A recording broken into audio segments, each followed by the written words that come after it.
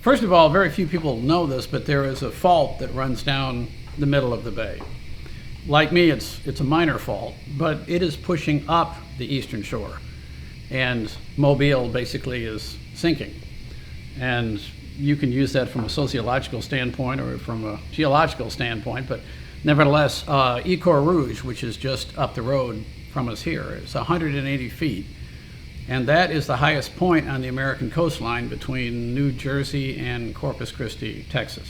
And it's a very unique ironstone that is in this particular area. You probably have it somewhere underneath the bluff here. But it's a beautiful stone in a variegated color I've never seen just about anywhere else. But if you go back in time, this is a very shallow bay. This bay has a mean depth of about 9 feet, which really isn't that much when you think about a body of water this large. But it feeds 5 rivers that go up into Tennessee and a couple other states, but it all comes down through this. This is the 5th largest delta in the world. It used to be covered with what's called a longleaf pine overstory, just about this whole area. And this explains so much about the whole ecosystem. Now, longleaf pine is, I think it's called a fire-dependent species. And that is, it grows straight up, puts out its limbs, and it drops 2 things. One, pine cones. The other is pine straw. If you look at pine straw and pine cones, they are tinder. They are literally made to burn. A pine needle is resin, and because it's thin and the way it falls, it stacks with a lot of oxygen in between it. So when there was a lightning strike, for example, and you set a little bit of it off with all the whole ground covered with pine straw, it would start a fire. And what would the fire do? The fire would take out its competition. Because as a pine tree grows up, you also have oaks and other predatory, in their opinion, foliage that comes up around them. Well, they're not fire resistant. So the pine straw will envelop them in flames, and the longleaf pine will be able to dominate. And so what you would get, and you get some of the early botanists who came here who described this, you'd have these gigantic trees 12, 13 feet across in the trunk that would rise up hundreds of feet in the air, not quite like redwoods, but huge. And their branches would touch and overlap to the point where the sun hardly ever broke through onto the ground. And it's all open. Well, there was plentiful deer, rabbits, rattlesnakes, and gopher tortoises.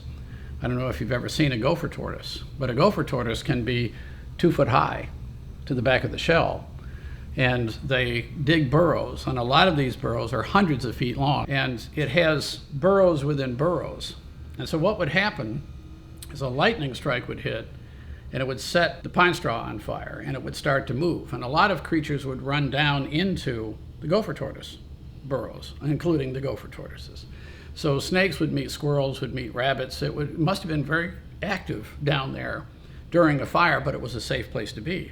And the other animals that decided not to go down that would run out in front of the fire. So you have all kinds of ecosystems and other things that build up over time in this longleaf pine overstory. When a lot of the early settlers came down here, all you had to do was take out a couple of these big pines and you had an open field and you could start farming. And so you had the natives who were here, the Eastern Mississippian culture developed, and this was heaven for them because there are over 5,000 varieties of mussels. That's what I was thinking of. They would harvest these things and use them as a mainstay of their diet, and then they would throw the shells over their shoulder, and the shell middens, they called them, or the mounds, would start to grow. And as they grew, they gained importance. Oftentimes, if grandma died or whatever happened, you would bury them in this mound.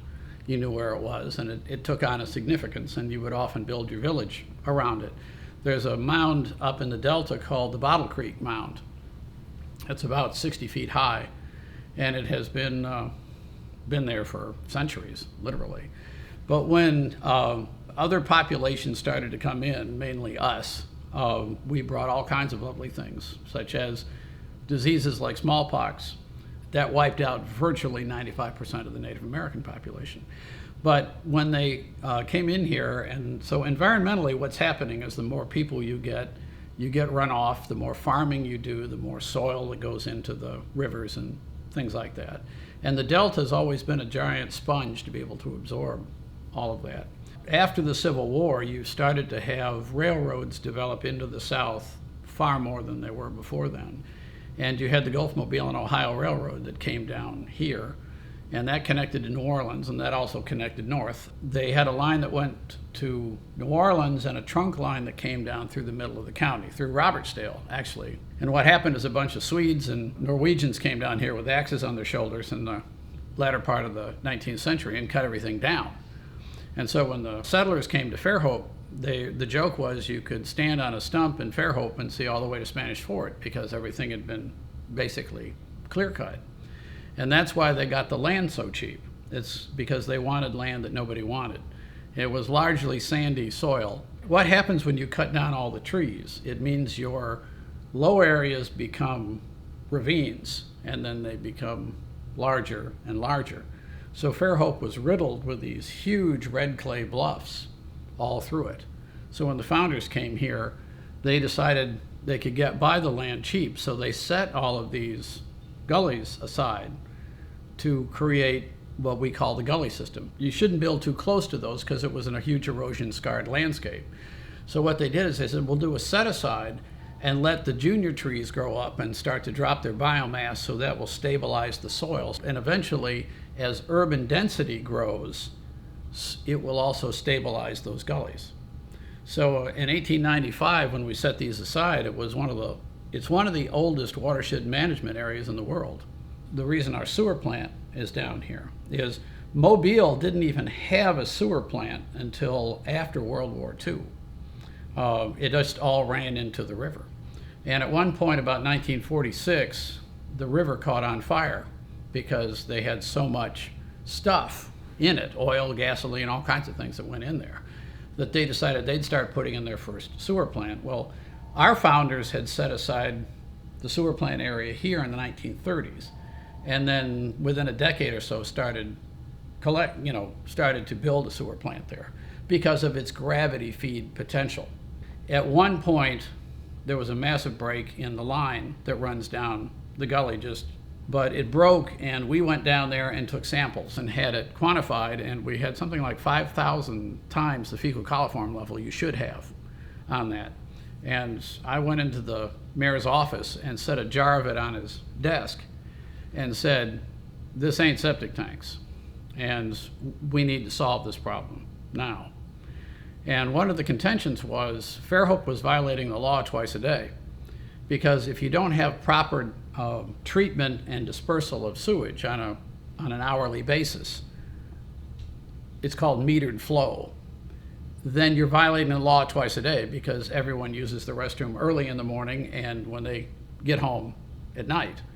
And so twice a day you were overwhelming the system.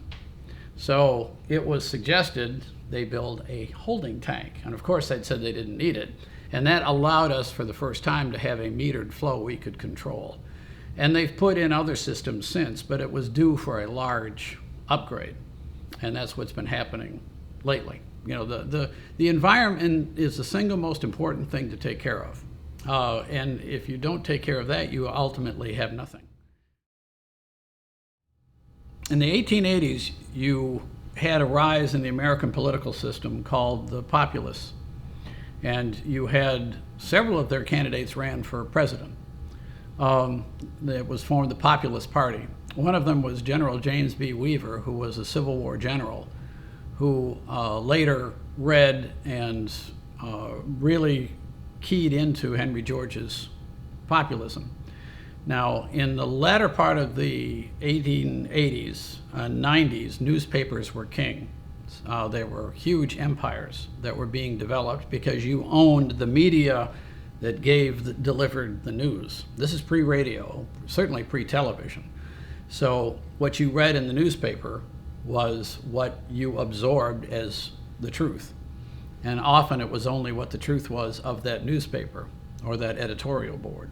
General James B. Weaver in Des Moines, Iowa, had the Liberty Bell newspaper, which was very popular. And his editor was Ernest Baines Gaston Jr., who was E.B. Gaston. He's probably considered the main founder of Fairhope. But General James B. Weaver later became the presidential candidate in 1892 for the Populist Party. And it was the largest third party in American history. William Jennings Bryant, who argued with Clarence Darrow at the monkey trials, ran for the Populist Party several times.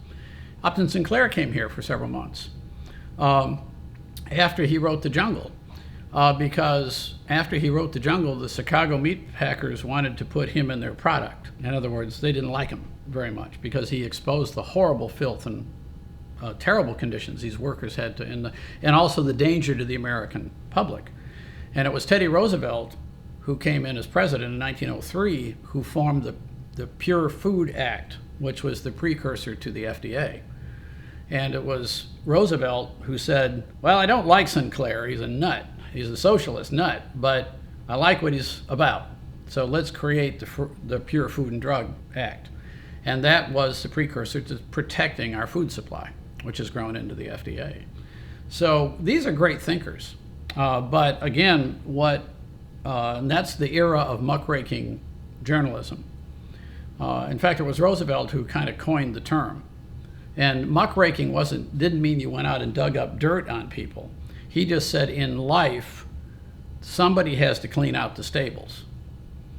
So with all of that, there was a lot going on in the minds of Americans as to where we should go. And so in Des Moines, Iowa, with the Liberty Bell and with Henry George's book, their ideas were hundreds of single tax clubs had sprung up all over not just the United States, but all over the world. And they all had their own theories. And their kind of collective idea was to change the world just all at once, that nobody owned specific land, the land was divided up according to need, etc. And Gaston said, that ain't gonna work. There's just no way we're going to get that much change. So why don't we set up a utopian community? So what they started to do was gather together an idea about what that utopian community would look like. And they put together a constitution on how you would run a colony. And in January of 1894, they all met in Des Moines, Iowa, the Single Tax Club did, and they held up the Constitution and they ratified it unanimously. It was wonderful. Then they said, and here is how we're going to incorporate the town. And they put all that together and they put it up for a vote, and everybody unanimously said, great. And then somebody asked in the back, where the hell is it? I mean, where are we going to do this? And they kept talking and so on. And then finally somebody in the back stood up and said, I think his name was Alf Wooster, by the way. He stood up and he said, I think this has a fair hope of success. And that's how Fairhope was named. But the idea now was to find land that they could develop all these things that they'd worked on. And a math professor named James Belanger, they went out around the country and they found Belanger and Mann found here. And it wasn't called Fairhope here. In fact, there wasn't anything here. But Belanger and Mann came here and they understood. There was a bay boat dock in Daphne. There was one at Zundels. There was one at Point Clear, where the bay boats would stop from Mobile. And they decided that they looked at this and said, wow, it's a wonderful place. So they started to develop Fairhope. Now that takes us back to where I was talking about the ecosystem, where the trees had been clear cut. There were lots of gullies. The land was cheap. So they started to buy up land. We still own to this day about 5,000 acres in and around Fairhope. I gravitated toward the Single Tax Corporation because I saw something very good in it. And so I spent 20 years in there, and that's when we created the nature park that's out Twin Beach Road, where it crosses 13. There's 44 acres there.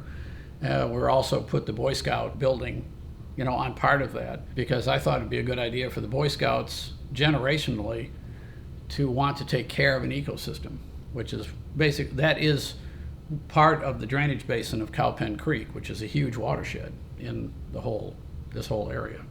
So that and other parks and the soccer park and all those things are things that a group of us created, working often with the city. So that's how the museum came into play, that's et cetera, et cetera. So lots of things have been done. And we're growing rapidly, and so our future is going to be dependent on growing in a quality manner versus just helter-skelter. But it's rather scary when you drive into the outlying areas and see the subdivisions that are going up and how many homes are actually being built. But where is the water going to come from? Where is the sewage treatment going to come from? Mark my words, there is a huge attempt right now by a handful of these people to control everything south of Fairhope to Weeks Bay and over to Fish River and beyond, to control how sewer is going to grow. And it will be a disaster if they get it. There are so many problems for the future that need to be addressed. And some of them are valiantly being done. But again, that runs up against the good old boy system of the people who own massive amounts of the land, who want to have it grow in their direction. Fairhope is a fabulous place to live. No place is perfect to live, but it's about as good as it gets. But it won't be if we don't continue to have a prescient understanding of what we need and what we're going to need to be able to grow.